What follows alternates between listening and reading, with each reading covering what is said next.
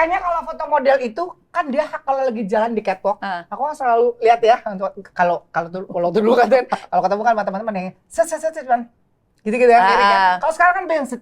Itu cara kenapa sih? Kenapa dia harus lurus ke situ? Ini kayak aku misalnya gitu, 5, 6, 7, 8, set. Mama Ira nggak tahu gitu. Enggak kan?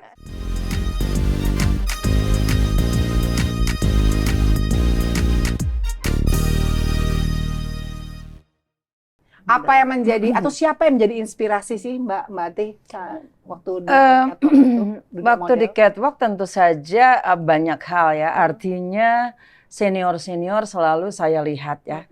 Atau jadi begini, kalau kita lagi post di main stage, itu kalau ada orang lewat show gitu, tapi pakai bajunya umpamanya harusnya dilempar selendangnya dan mereka tidak melempar, kalau saya pakai itu saya akan lempar selendang, gitu. Jadi walaupun tidak sesuai dengan one day kalau saya saya jadi dia saya akan melempar selendang. Jadi di dalam pengamatan itu juga akan membuat kita makin menjadi bisa gitu ya. Jadi ada satu cerita dari fotografer. Karena saya yang terakhir atau grup terakhir, ada grup biasanya grup A, B, C, D. ABCD. A itu yang pembuka kecil tapi dia bisa artian tuh A tuh. Kecil tapi gitu geraknya gitu kayak. B so-so, C agak lumayan, D keren. Memang begitu. Jadi opening justru yang lucu-lucu, yang tengah yang lumayan, yang D-nya jeng. Nah itu saya itu hoti kutu gitu ya. Jadi ada wartawan yang bilang sama saya begini, Mbak Ratih, kita ini ya kalau fashion show udah grup A masih keluar laya-laya, grup B keluar laya-laya, grup C agak terakhir kita udah mulai standby. Sampai begitu. Jadi itu semuanya benar-benar sudah ngerti on position kapan, timingnya, lalu bagaimana persiapannya. Umpamanya pertama kali saya jalannya adalah setelah Kintan. Aku dulu pertama aku. Set kan. Irang gitu kan.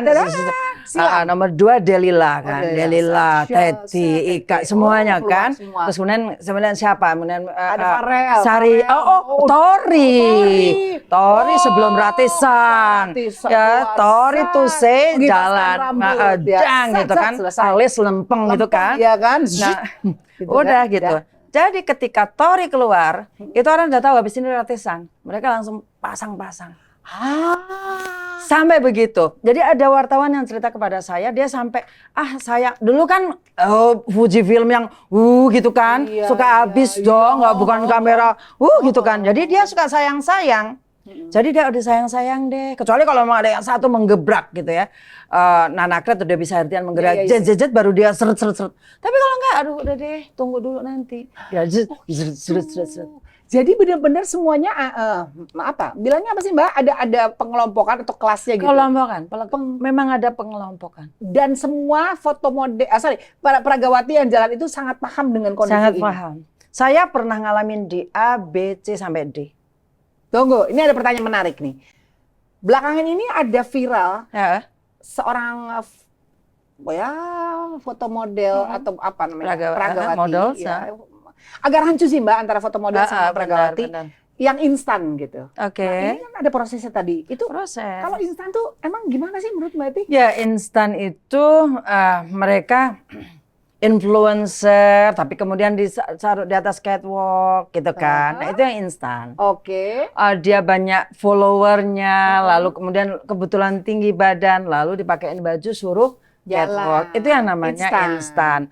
Memang kalau orang yang pakai perjuangan, latihan dengan instan berbeda. Berbeda sekali. Sama seperti Mbak Rati juga mengalami proses ABCD. Itu tadi ya. Ini menjawab pertanyaan. Jadi memang harus ada proses. Jadi saya pernah ngalamin itu. Satu kali yang saya kemarin di Malang, saya juga lucu ya. Waktu itu saya dengan Oki. Pakai baju pengantin, ada catwalk, lalu ada kapsul turun. Di ujung catwalk itu. Saya di catwalk menunggu jeng.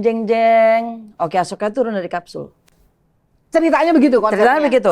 Oki keluar, baru kita jalan berdua. 4 tahun kemudian, saya yang di kapsul, Donna Haron yang di catwalk. Waiting for me. And that time exactly same position. Jadi saya ngalamin itu. Jadi waktu saya turun di kapsul itu, I was there. Apa rasanya sih berarti pada saat itu? Rasanya pencapaian. Pencapaian bahwa segala sesuatu itu apa ya? Kalau zaman dulu itu pencapaian itu luar biasa. Gitu. Dalam segala hal. Dalam segala hal. Jadi saya selalu katakan kepada putri-putri saya, ketiga putri saya bahwa proses itu akan menjadi kenangan yang indah gitu ya. Sangat seperti itu. Jadi putri saya yang pertama kan dia juga model, gitu kan ya, brand ambasadornya salah satu bank gitu kan, gitu kan. Jadi dia suka cerita, ibu gini gitu. Your mom is top model. Jangan salah ya kan. Jadi seperti itu lalu kemudian sekarang dia main film gitu ya. Dan itu pakai casting berulang-ulang. Dan dia selalu bilang kenapa kalau anak orang lain selalu dibilang anterin mamahnya, papahnya yang bintang film, yang orang terkenal. Dan lalu kemudian diterima gitu. Saya bilang begini, sayang, perjuangan itu tidak pernah bisa perjuangan itu akan dinikmati nanti kalau sudah kejadian. Seperti itu. Tidak perlu siapa di belakang siapa? Tidak perlu siapa di belakang siapa. Beliau anak saya yang pertama itu dulu kebebanan dengan nama Ratisang itu. Ya karena selalu begitu. Kok putihan ibunya, kok inian ibunya, kok anu selalu dan dia selalu beban. Terus ibu mbaknya kebebanan dengan nama ibu. Oh, mbaknya harusnya bersyukur. Karena dulu ibu waktu mulai dari 0, mbaknya mulai dari 6. Iyalah, pasti. 0 sampai 6 itu sudah namanya anak Ratisang.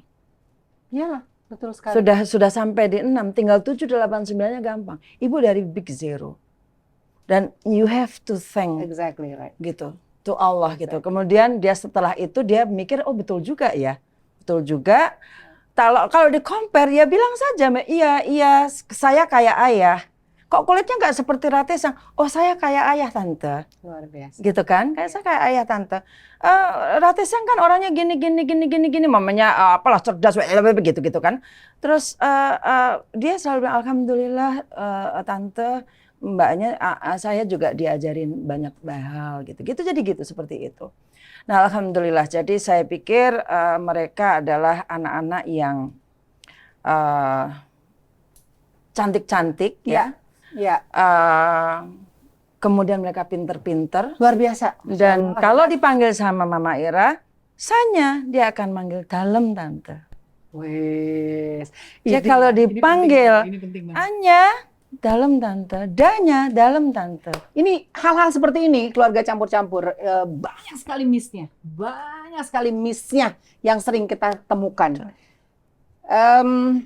Etika. Ya kan? Etika came up from the dasarnya itu rootnya adalah the family. Betul. Jadi anak-anak especially mom. Wow, I'm so proud of it. So proud of it. Terima kasih.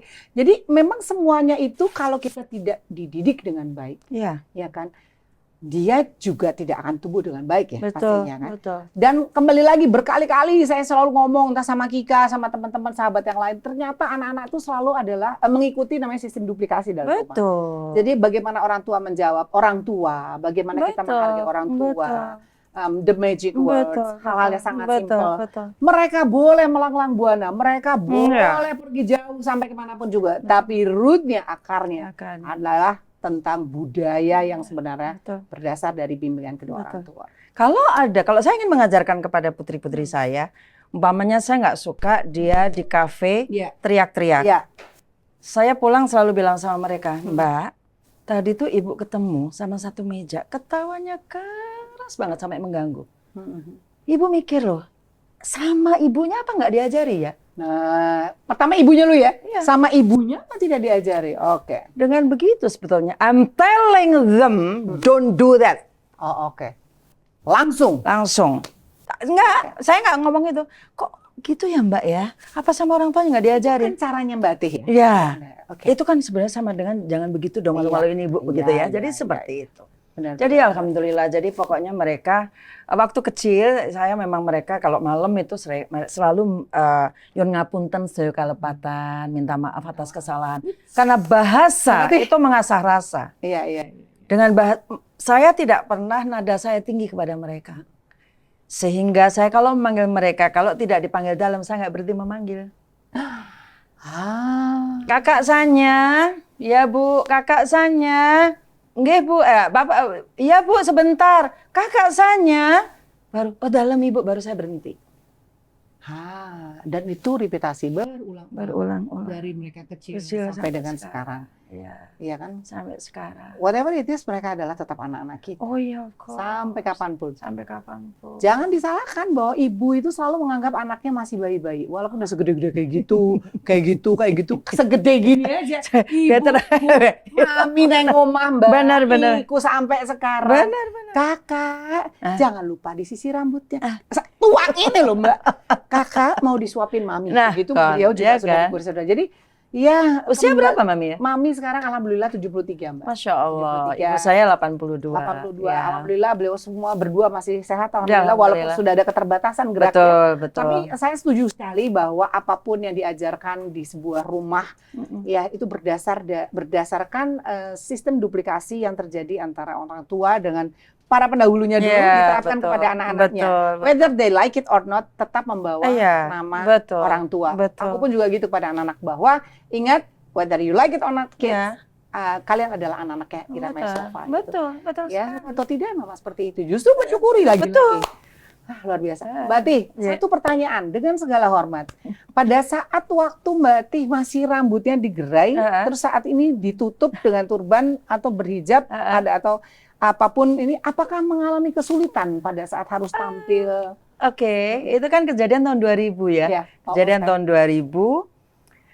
Sebenarnya sederhana sekali waktu itu gitu ya. Ayah saya Seto ya, Bapak Seto, ayah saya meninggal. Lalu kemudian saya tanya, waktu itu saya datang ke ulang tahun teman dan ada ustadz, lalu saya mengatakan bahwa berbicara tentang pahala gitu ya, doa kita, doa anak soleh gitu kan. Waduh, kalau saya mendoakan ayah saya gitu, terus kemudian saya kesalehan tuh seperti apa gitu, menjauhi larangannya, mengikuti aturan Allah. Oke, saya sudah menjauhi larangannya, saya mengikuti aturan-aturan Allah, hanya 2, saya belum haji sama saya belum menutup aurat. Apakah saya tidak boleh menyebut diri saya soleh? Karena kan saya urusannya berdoa ayah saya. Ustadznya bilang bukan kita manusia atau ustadz yang menentukan, yang menilai gitu.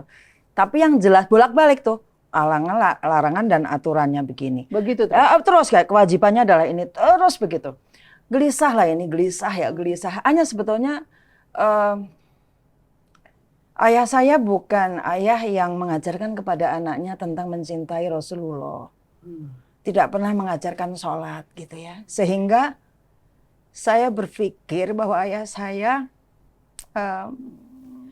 mengalami hal-hal yang berat. Ya karena tidak pernah mengajarkan itu gitu ya. Sehingga saya memerlukan doa khusus ke Allah. Supaya ayah saya diampuni gitu. Ya gitu. Terus tapi doa khusus itu tidak bisa terjadi langsung kepada Allah kalau tidak menjadi soleha saya. Jadi kesalehan itu yang harus saya kejar seperti apa gitu, seperti apa. Lalu kemudian saya berhaji, lalu kemudian sebelumnya itu saya akhirnya berapa bulannya, 3 bulan lah saya dialog sama Allah. Saya tuh pengen ya Allah, Engkau memaafkan ayah saya. Tapi gimana caranya saya menjadi soleha ini gitu. Ya itu Allah memberikan akhirnya ada satu kosmetik Wardah ya. Iya, betul. Jadi kakaknya Wardah namanya Zahra, itu satu kosmetik satu itu dia minta saya sebagai modelnya. Dan pertanyaannya waktu ditelepon bilang begini, Mbak Ratih, kapan Mbak Ratih punya niatan pakai kerudung nggak? Itu di siang bolong. Terjawab langsung. Di siang bolong terjawab. Mbak Ratih ada niatan pakai kerudung nggak? Loh kenapa pertanyaannya begitu? Enggak, ini ada kosmetik yang ini. Dia sudah melampaui 8 model yang sudah pakai kerudung. Termasuk banyak lah ya waktu itu. Sebelum saya kan Sebelum saya kan ada Astri Ivo, ada Ana Rufaidah, ada Dewi Yul gitu. Iya. Terus kemudian, aduh saya gelisah. Saya bilang,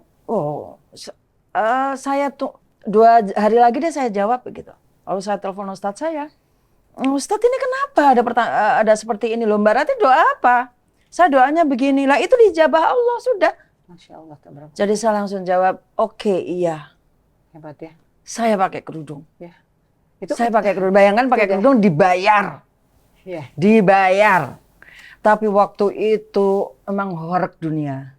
Horeg. Udah. Sampai ada salah satu model yang nelfon saya mengatakan, ini cuma setahun kan? Ini cuma dikontrak kan? Saya jawab, iya.